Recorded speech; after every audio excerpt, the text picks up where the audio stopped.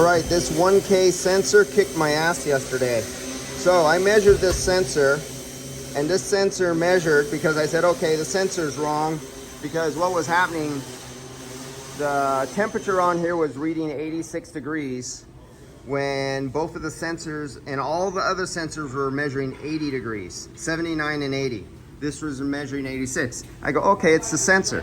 So I pulled the wire off the back of the inside of the unit, and this is on a long wire at the extension, and it measured 1.005K.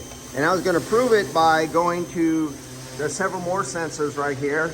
They're all exactly identical. So I pulled another lid off of one that I knew, it said 80 degrees, and on the AC Smart it said 80 degrees. So I measured that one, and it said 1.005. Exactly the same as the sensor I had on there. So I said, okay, the sensors are good. It's not the sensor problem.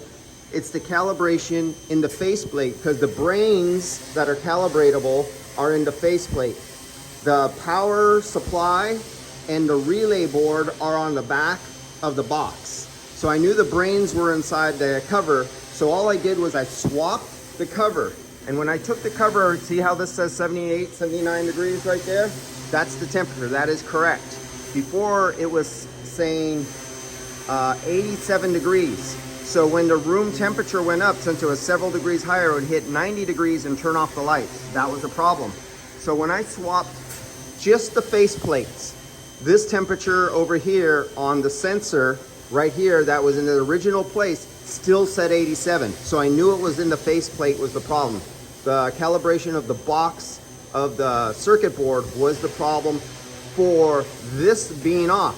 But that was not the problem for the room lights turning off. So I took the known good faceplate from here and I threw it over here on this original 1K room sensor, and it read 81 degrees immediately after I did that. And I said, oh, I'm right, I'm a genius. So I swapped out the faceplate, and as soon as the lights came on and the room temperature went up, it was having a problem again.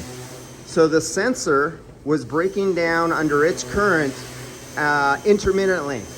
And I just ohmed it again. I ripped out the sensor that I now know is bad, and I took out and I cut out another known good sensor.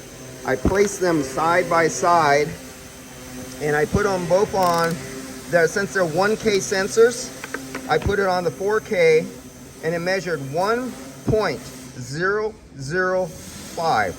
Then I got the other sensor and I measured it, and it was 1.005. Exactly identical.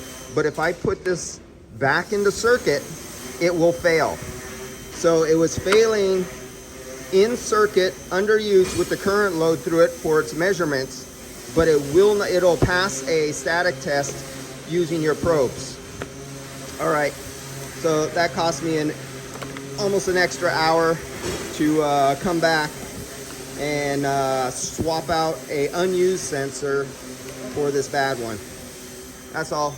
We've all done this in the past, and this is one with, problem is the room is like 70-80% humidity and 79 degrees, and it's no fun working it. And I have to work inside one of these Tyvek waterproof suits, so I'm like in a plastic bag and I'm sweating out. See you guys later.